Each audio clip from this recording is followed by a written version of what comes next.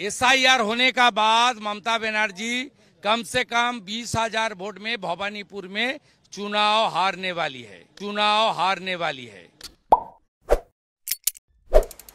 नमस्कार बंधुरा, আপনারা দেখছেন পারফেক্ট পলিটিক্স, সাদা বাংলা রাজনীতির কথা। বন্ধুরা, বিরোধী দলনেতা শুভেন্দু অধিকারীর হুঙ্কার আপনারা শুনলেন।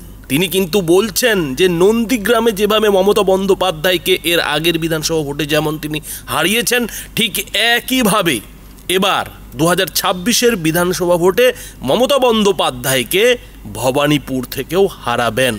মমতা বন্দ্যোপাধ্যায় 2026-এর বিধানসভা ভোটে ভবানীপুর থেকেও হারতে চলেছে। বিজেপি শুভেন্দু অধিকারীর নেতৃত্বে মমতা বন্দ্যোপাধ্যায়কে এবারের বিধানসভা ভোটে ভবানীপুরেও হারাবে এবং সেই যে মমতার হার, সেই হারটা 20,000 ভোটের হার হবে।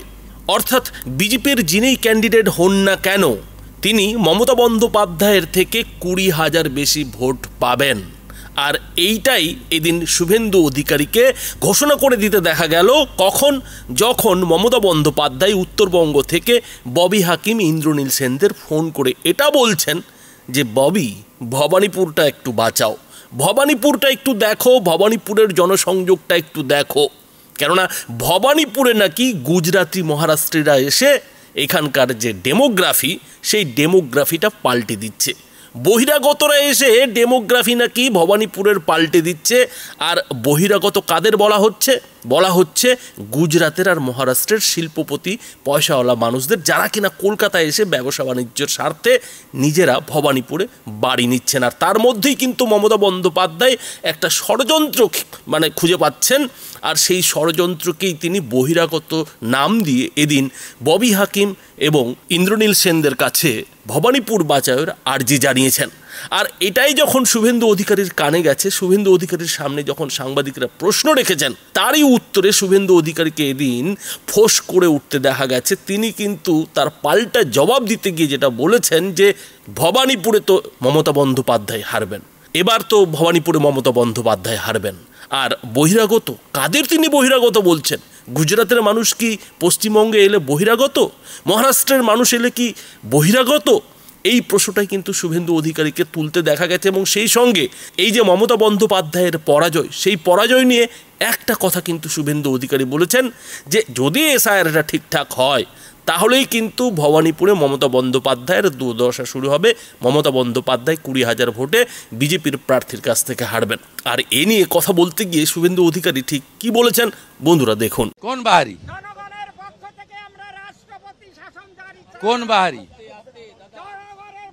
कौन बाहरी? हर भारत का नागरिक, हर भारत का कोना में रहने का, जाने का, आने का उनका संवैधानिक इजाजत है। ये बात कॉन्स्टिट्यूशन के खिलाफ है। एसआईआर होने का बाद ममता बनर्जी कम से कम 20,000 वोट में भवानीपुर में चुनाव हारने वाली है। ये बात मेरा नाम लिख के रख दीजिए। ममता बनर्जी को मैं नंदीग्राम में हराया, इस बार भवानीपुर में भाजपा प्रत्याशी हराएगा। वो हराने का काम नेता प्रतिपक्ष करेगा। यहाँ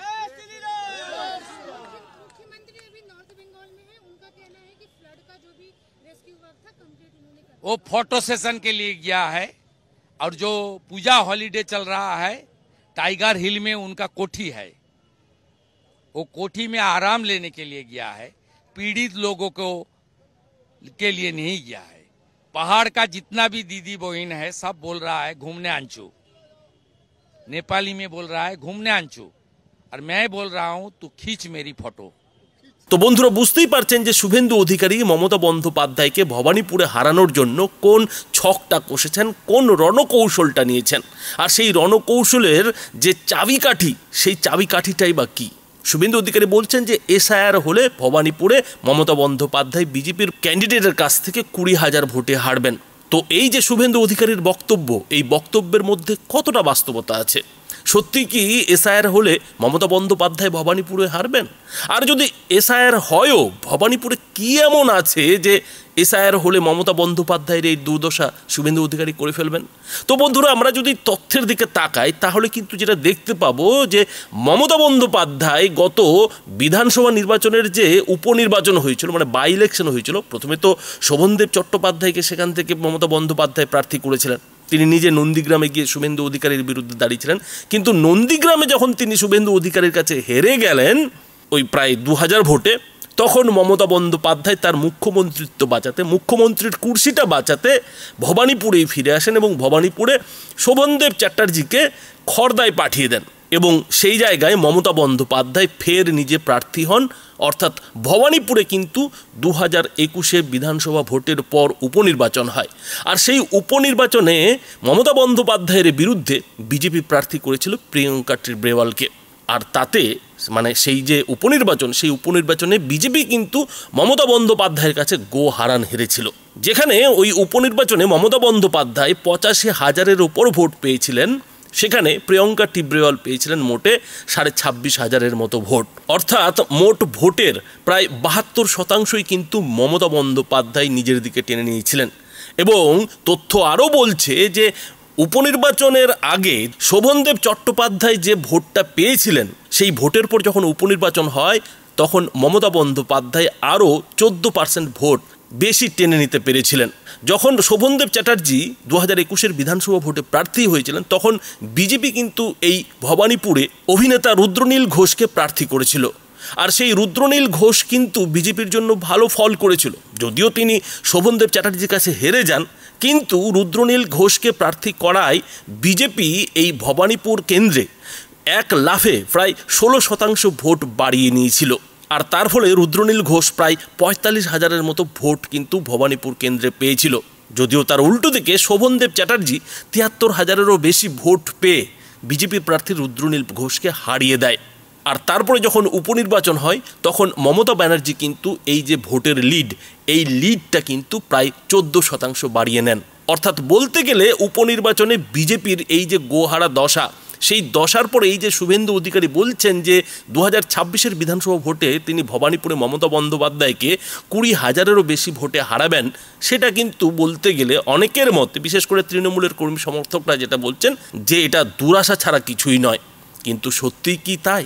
বন্ধুরা, এর ভেতরের অঙ্কটা যদি আপনারা দেখেন তাহলে কিন্তু মনে হবে যে শুভেন্দু অধিকারী একেবারেই কিন্তু দুরাশা করছেন না। কেন দুরাশা করছেন না? কেননা রুদ্রনীল ঘোষ প্রার্থী হওয়ার সময় যে ভোটটা বিজেপির বেড়েছিল, সেই ভোটটা কিন্তু ভাগাভাগির কারণে হয়েছিল। আর সেই ভাগাভাগিটা কেন হয়েছিল, কিভাবে হয়েছিল? সেটা হয়েছিল কংগ্রেসের কারণে। কেননা কংগ্রেস এর আগে ভবানীপুরে কিন্তু বিজেপি আজকে যে ভোটটা পাচ্ছে সেই ভোটটাই কিন্তু পেত। আর কংগ্রেসের দীপা দাসমুন্সি তো শেষবার প্রায় 40,000-এর ওপর ভোট পেয়েছিলেন, তারপরেই বিজেপি একেবারে তরতর করে উঠে আসে। আর এই যে কংগ্রেসের 40,000 ভোট, সেই 40,000 ভোটের বেশিরভাগটাই যেটা দেখা যায় যে শিফট হয়ে সরে গিয়ে বিজেপির দিকে চলে গেছে। 16% ভোট কিন্তু বিজেপির দিকে চলে গেছে, আর বাকি 10% ভোট তৃণমূল নিজের দিকে টানতে পেরেছে। আর এই যে ভবানীপুরের ভোটারদের একসঙ্গে একেবারে বিজেপির দিকে ঝুঁকে পড়া, সেটাই কিন্তু মমতা বন্দ্যোপাধ্যায়ের জন্য আতঙ্ক হয়ে রয়েছে। হয়তো এতদিন ধরে মমতা বন্দ্যোপাধ্যায়কে সেখান থেকে তারা জিতিয়েছেন, কিন্তু এই মুহূর্তে রাজ্যের যা পরিস্থিতি, মুখ্যমন্ত্রী হিসেবে মমতা বন্দ্যোপাধ্যায়ের যে ব্যর্থতা, সেই ব্যর্থতাগুলোকে যদি শিক্ষিত সমাজ ভালো চোখে না দেখে তাহলে কিন্তু মমতা বন্দ্যোপাধ্যায়ের জন্য ভবানীপুরে এবার বড় রকমের ভোট খোয়াতে হতে পারে। তাছাড়া ভবানীপুরে কিন্তু বেশ বিশাল সংখ্যায় অবাঙালি ভোটার রয়েছেন, যাদেরকে মমতা বন্দ্যোপাধ্যায় বহিরাগত বলে মনে করেন, বহিরাগত বলে কটাক্ষ করেন। এখন অনেকেই হয়তো এখানে পাল্টা যুক্তি দেবেন যে 2021 বিধানসভা ভোটে বিজেপি যা ভোট পেয়েছিল, রুদ্রনীল ঘোষ যা ভোট পেয়েছিলেন, উপনির্বাচনে তো প্রিয়াঙ্কা টিব্রেওয়াল সেই ভোটটাও জোগাড় করতে পারেননি, বরং বিজেপির ভোট কমে গিয়েছিল। তাহলে 2026 বিধানসভা ভোটে সেটা কি করে বাড়বে? তো বন্ধুরা, এটা আপনারা জানেন যে যখনই কোনো উপনির্বাচন হয় তখন কিন্তু শাসক দলের দিকেই কিন্তু ভোটাররা বেশিরভাগ মাত্রায় ভোট দেন, কেননা তারা জানেন যে উপনির্বাচনে কিছুই হওয়ার নেই, উপনির্বাচনে কোনো সরকার বদলানোর ব্যাপার নেই, ফলে সরকারের পাশে থাকাই কিন্তু ভোটাররা যুক্তিসঙ্গত মনে করেন। কিন্তু 2026-এ তো আরও ভবানীপুরে উপনির্বাচন হবে না, এখন যদি না মমতা বন্দ্যোপাধ্যায় ভবানীপুর ছেড়ে অন্য জায়গায় পালিয়ে যান, হতে পারে এবারও নন্দীগ্রামের মতো করে মমতা বন্দ্যোপাধ্যায় ভবানীপুর ছেড়ে অন্য কোথাও প্রার্থী হলেন, একটা নিরাপদ আসন থেকে প্রার্থী হলেন, এবং সেখানে হেরে যাওয়ার পর যদি তৃণমূল কোনো মতে সরকার টিকিয়ে রাখতে পারে তাহলে হয়তো ফের ভবানীপুরে ফিরে এসে উপনির্বাচন করিয়ে জিতে গেলেন। এটা একটা রণকৌশল কিন্তু তৃণমূলের কিংবা তৃণমূল নেত্রী মমতা বন্দ্যোপাধ্যায়ের হতে পারে। কিন্তু সেই সুযোগটা কি মমতা বন্দ্যোপাধ্যায় পাবেন? বিজেপি কি মমতা বন্দ্যোপাধ্যায়কে এই সুযোগটা দেবে? কেননা বিজেপি তো ভবানীপুরে মমতা বন্দ্যোপাধ্যায়ের পাশাপাশি সারা বাংলা থেকেই তৃণমূলকে ঝেঁটিয়ে বিদায় করার প্রতিজ্ঞা নিয়ে ফেলেছে, শুভেন্দু অধিকারীরা প্রতিজ্ঞা নিয়ে ফেলেছেন। ফলে মমতা বন্দ্যোপাধ্যায়ের জন্য সেফ সিট, নিরাপদ সিট কোনটা হবে সেটা নিয়ে কিন্তু এখনই কিছু বলা যাবে না। আর মমতা বন্দ্যোপাধ্যায়ের যদি আত্মসম্মান বোধ থেকে থাকে, চক্ষু লজ্জা থাকে, তাহলে কিন্তু তিনি ভবানীপুর ছেড়ে বারবার সেই পরীক্ষা নিরীক্ষা করার সাহস পাবেন না। যদিও শুভেন্দু অধিকারীরাই বলেন যে মমতা বন্দ্যোপাধ্যায়ের নাকি দোকান কাটা, ফলে তার চক্ষু লজ্জা লোকলজ্জা বলে কিছু নেই, তিনি ভোটে জেতার জন্য যা ইচ্ছে তাই করতে পারেন। তো এইটা একটা রণকৌশল মমতা বন্দ্যোপাধ্যায়ের কাছে রয়েছে, এবং সেজন্য কিন্তু মমতা বন্দ্যোপাধ্যায়কে বাঁচতে হলে প্রথমে তৃণমূলের রেজাল্ট ভালো করতে হবে। তৃণমূলকে কিন্তু সরকারে টিকিয়ে থাকার মতো আসনে জয়ী হয়ে আসতে হবে। আর অন্যদিকে শুভেন্দু অধিকারীর কাছে যেটা রণকৌশল, যে এসআইআর যদি হয় তাহলে ভবানীপুরের বেশ কিছু ভোটার বাতিল হবে। কেননা ভবানীপুরে যেটা দেখা যাচ্ছে যে ডেমোগ্রাফি রয়েছে, তাতে কিন্তু সেখানে সংখ্যালঘু ভোটারের শতাংশটা ভালোই রয়েছে। প্রায় 22% সংখ্যালঘু ভোটার কিন্তু এই ভবানীপুর বিধানসভা এলাকায় রয়েছেন। আর এই যে 22% মতো সংখ্যালঘু ভোটার, এইটাই কোথাও শুভেন্দু অধিকারী মনে করছেন যে ডাল মে কুচ কালা হ্যায়।